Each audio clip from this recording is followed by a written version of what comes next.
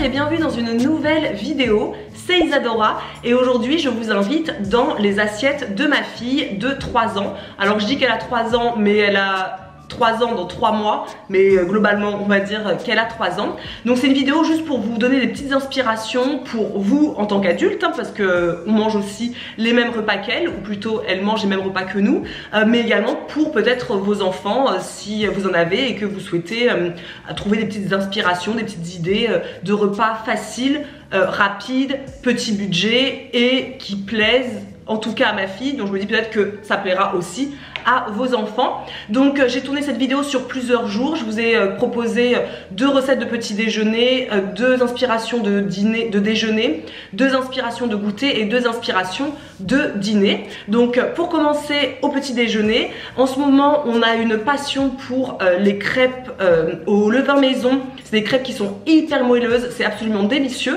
Donc pour cette recette, vraiment c'est très simple. Si vous avez vous du levain à la maison et que quand vous le nourrissez, plutôt que jeter la partie que on doit écarter, et bien vous pouvez en faire des crêpes par exemple, des gaufres, des choses comme ça.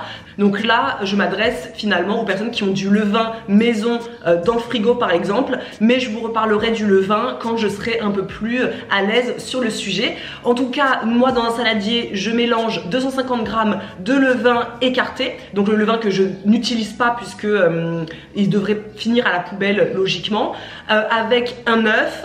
Je mets également une cuillère à soupe de sirop d'érable, je mets une pincée de sel et un petit peu de bicarbonate alimentaire.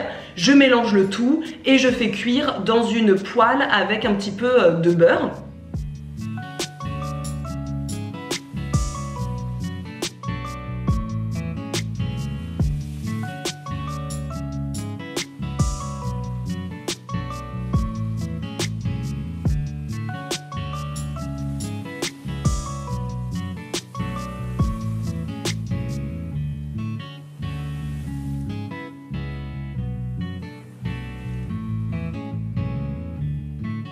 Et ça c'est vraiment le petit déjeuner qu'on adore. Généralement je le fais la veille, le vendredi soir par exemple, et le samedi matin quand je me lève, je n'ai plus qu'à préparer un œuf à côté pour le repas de ma fille, puisque le matin nous c'est vrai qu'on mange très souvent des œufs au petit déjeuner, et notre passion du moment ce sont les œufs frits comme on peut dire, c'est-à-dire dans une poêle je mets juste un petit peu de beurre, je casse mon œuf comme si je faisais un œuf au plat, et dès que c'est un peu grillé sur les contours, je retourne l'œuf et je laisse cuire quelques instants.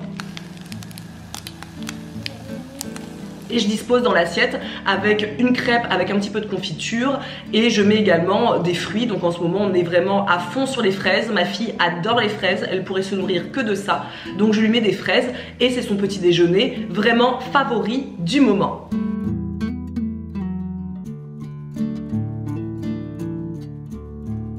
T'as mangé déjà toute la crêpe? Toutes les fraises? Encore de la crêpe. Maman, elle te donne la sienne? Oui. D'accord. Roule, roule, roule. 2 crêpes. Elle a laissé juste un tout petit peu d'œuf là, comme ça, que je vais finir. Elle a mangé les fraises. Et là, elle m'a demandé une compote de pommes. Donc oui, le matin, c'est toujours des bons gros petits déjeuners pour ma fille. Elle a toujours très faim puisqu'elle mange toujours un petit peu moins le soir. Et également ce que je lui fais très souvent, c'est comme je fais du pain maison avec le levain que j'ai dans mon frigo, ce que je lui fais aussi très souvent le matin, c'est juste une tartine de pain avec du beurre, ou là comme je n'avais plus de beurre dans le frigo, j'ai mis du beurre de cacahuète parce qu'elle adore le beurre de cacahuète, et je fais cuire également un œuf. C'est vraiment la base limite de nos matins, notamment pour Alba, avec encore une fois des fruits, donc encore une fois des fraises, parce qu'on mange des fraises tous les jours en ce moment.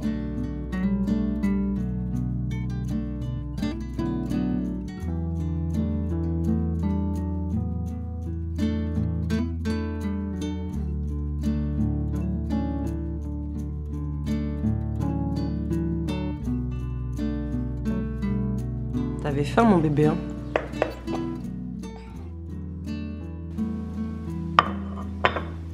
Bon, je pense qu'elle avait très faim Voilà, il reste plus grand chose dans son assiette. Pour le déjeuner, je fais très souvent des légumes secs, donc c'est vraiment quelque chose que j'aime beaucoup faire et Alba adore les légumes secs.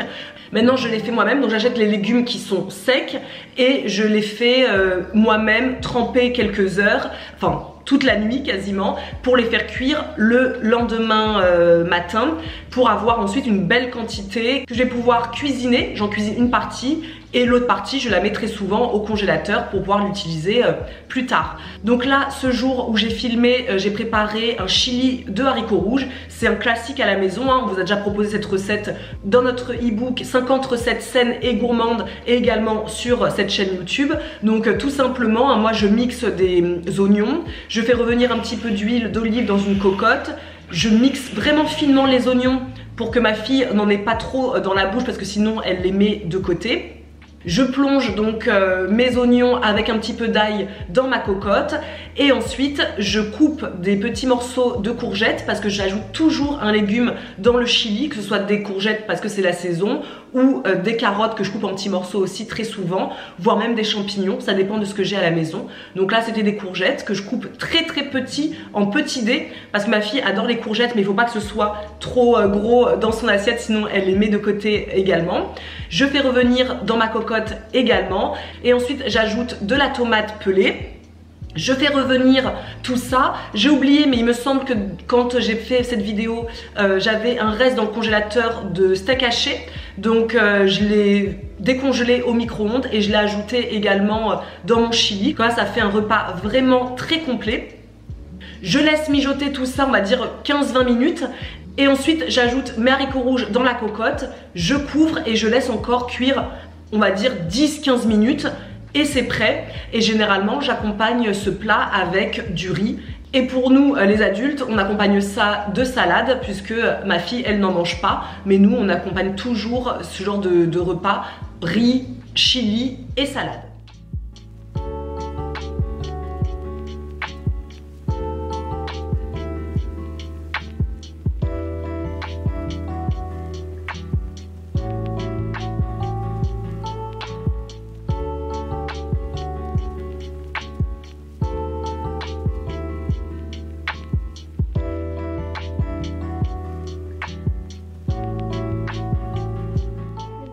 T'en veux plus? Non. C'est fini? Tu veux un dessert? Oui. Ce que j'aime également beaucoup préparer, ce sont des galettes de sarrasin. Vous avez la recette sur le blog. Donc en fait ce que je fais, c'est que quand je prépare des galettes de sarrasin, je fais la quantité maximale, donc à peu près 1 litre d'eau. Comme ça je fais tout de suite des galettes et je garde le reste de la pâte dans le congélateur. Comme ça, quand j'ai la flemme de faire à la cuisine, quand j'ai pas d'inspiration, j'ai pas d'idée, quand j'ouvre le congèle, je vois ma pâte, je la mets au frigo toute la nuit et le lendemain je peux juste secouer mon bocal puisque ça a un petit peu biphasé, on voit l'eau en haut et la pâte en bas. Je secoue bien le bocal et je peux ensuite cuire mes crêpes dans une poêle avec un petit peu de beurre. Donc là nous étions 4 à la maison, il y avait également ma belle-fille. Donc j'ai préparé 4 crêpes et comme je voulais faire des crêpes avec des courgettes au pesto, dans une poêle à côté, j'ai fait revenir des oignons dans un petit peu d'huile d'olive avec les courgettes que j'ai coupées. Et une fois que tout est bien cuit, que tout est bien revenu, avec un petit peu d'épices, hein, je ne l'ai pas dit, hein, mais nous à la maison on mange beaucoup d'épices, hein, du sel, du poivre, bon ça c'est pas des épices mais bon vous comprenez, et puis les épices généralement de Samuel de la marque Akassan que j'utilise au quotidien. Ça c'est un indispensable, il y a toujours des épices dans les repas, que ce soit celles de ma fille ou que ce soit mes repas à moi ou à Mathieu ou à ma belle-fille, peu importe, on mange beaucoup d'épices. Donc voilà, je fais revenir mes courgettes. Ensuite, j'ajoute 2 belles cuillères à soupe de pesto. Je mélange le tout. Et ça, voilà, je peux éteindre le feu, c'est prêt. Et quand mes galettes sont prêtes, je les remets dans ma poêle. Je mets un petit peu de courgettes au pesto. Je casse un œuf dans ma galette. J'ajoute un petit peu de fromage râpé. Je recouvre et je laisse cuire le temps que l'œuf cuise bien. Et ensuite on peut passer à table. Ma fille adore les galettes de sarrasin, c'est vraiment un truc qu'elle aime énormément. Alors parfois elle va manger la galette entière, c'est quand elle a très faim. La plupart du temps elle va manger la demi et je lui laisse pour le lendemain l'autre partie de la galette.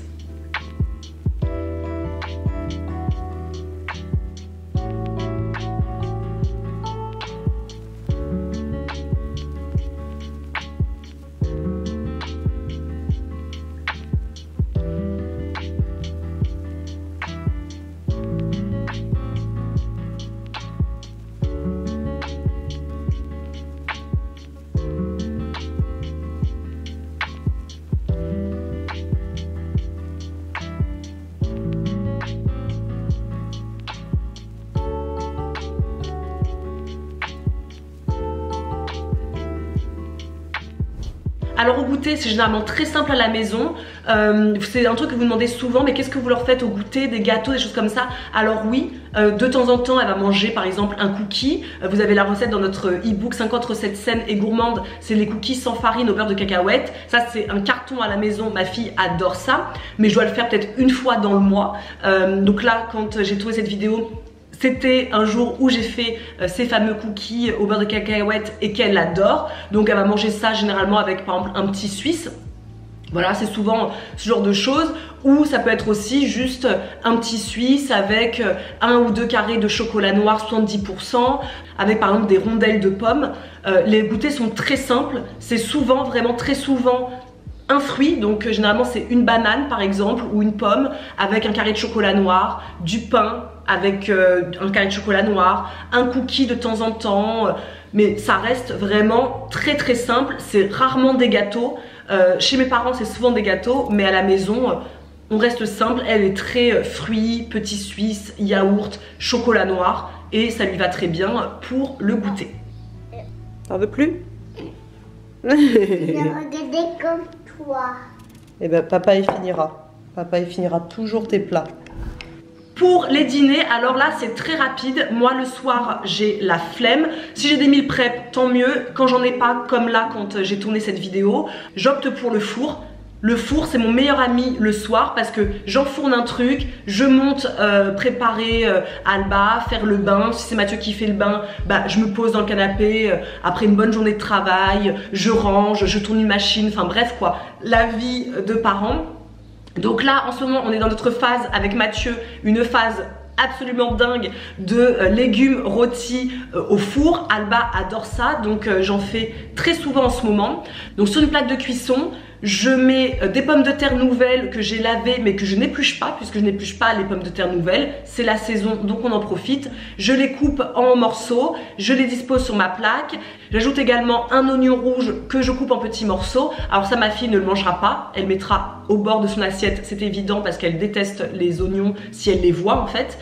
Je mets également des haricots verts, donc là ce sont des haricots verts surgelés que je mets sur ma plaque également. Et comme j'avais un reste de poivron surgelé, j'ai également mis le reste de poivron sur la plaque. J'ajoute 2 bonnes grosses cuillères à soupe d'huile d'olive, du sel, du poivre, des épices. Donc là il me semble que c'était des épices légumes rôtis de Samuel, donc de la marque Akassan.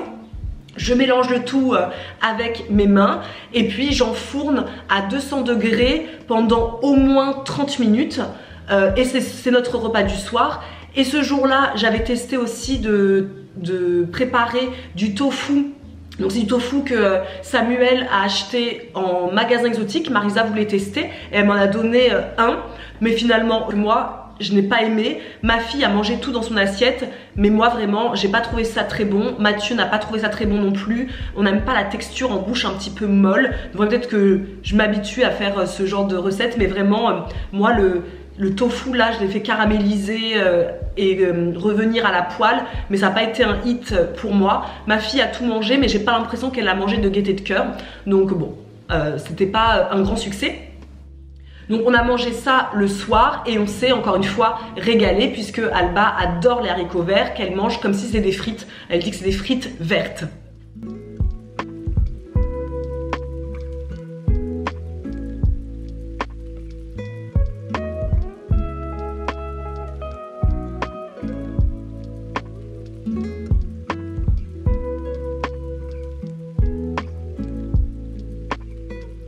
Et également, bien évidemment, une vidéo d'Isadora et Marisa sans tarte, ce n'est pas possible. Un truc que je fais très souvent, et ça c'est vraiment le repas du soir assez classique chez nous, c'est une tarte.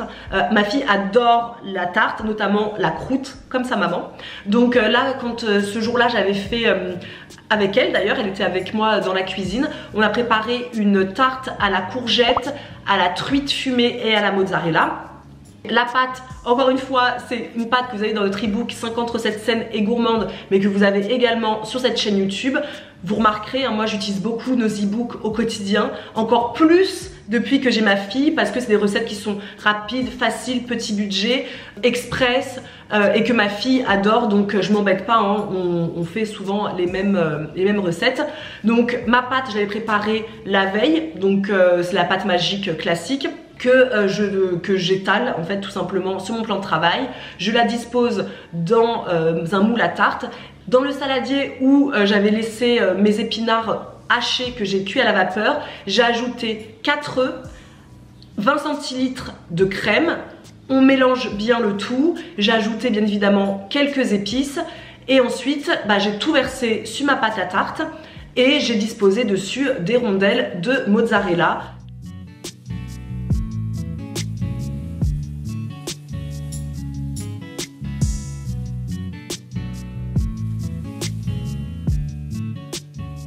J'enfourne au four à peu près 30 minutes, 30-40 minutes à 180 degrés et notre repas est prêt et c'est hyper bon.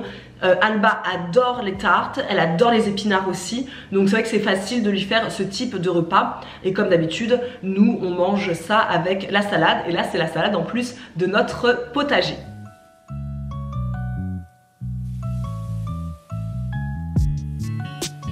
Bon appétit ma puce. Bon appétit, Gemma. Voilà pour des petites inspirations d'assiettes que je fais pour ma fille, mais également, vous l'avez compris, pour nous aussi. On mange sensiblement tous la même chose. J'ai pas montré de dessert simplement parce que c'est très rare qu'on en mange. Elle peut demander parfois une compote, mais en règle générale, elle ne mange pas de dessert. Son repas lui suffit. Je vous ai montré la déquantité, vous avez l'impression que je lui donne beaucoup à manger. Oui, c'est vrai, parce que parfois elle va manger toute son assiette, parfois pas. C'est pas grave, je ne l'oblige jamais à finir son assiette. La seule chose que je lui demande gentiment, c'est toujours de goûter. Et si elle n'aime pas, ce n'est pas grave, elle ne mange pas, mais au moins de goûter, même si c'est juste un petit croc. C'est déjà super qu'elle mette à la bouche, ou au moins qu'elle sente, au moins qu'elle touche, ça me convient très bien. Mais en règle générale, elle est très curieuse, donc elle va goûter et me dire maman, je n'aime pas, et bah soit tu ne manges pas. C'est voilà, c'est des recettes qu'on fait très souvent à la maison. Je ne vais pas vous proposer des recettes incroyables, c'est des recettes vraiment de la vraie vie, de notre quotidien que je lui fais, qu'elle aime, que sa sœur aime, que son père aime. Donc c'est des recettes où je mets tout le monde d'accord à la maison. J'espère que cette vidéo vous aura plu. N'hésitez pas à me dire en commentaire, vous, quelles sont les recettes que vos enfants adorent. Vous me dites l'âge de votre enfant et la recette que votre enfant adore par-dessus tout. Comme ça pourra me donner des idées aussi pour ma fille, et également pourquoi pas refaire une vidéo si cette vidéo vous plaît. Je sais qu'on n'a jamais proposé ce type de vidéo où on parle vraiment, on se focus sur les assiettes de nos enfants parce qu'on pensait que ça ne vous intéresserait pas, mais comme on montre beaucoup sur Instagram les assiettes de nos filles, on nous demande très souvent est-ce que vous pourriez nous faire une vidéo YouTube. Alors voilà, on verra si ça vous plaît. Si ça vous plaît, on le refera avec très très grand plaisir. Je vous laisse donc me dire en commentaire tout ça et on se dit à très vite pour une prochaine vidéo. À plus.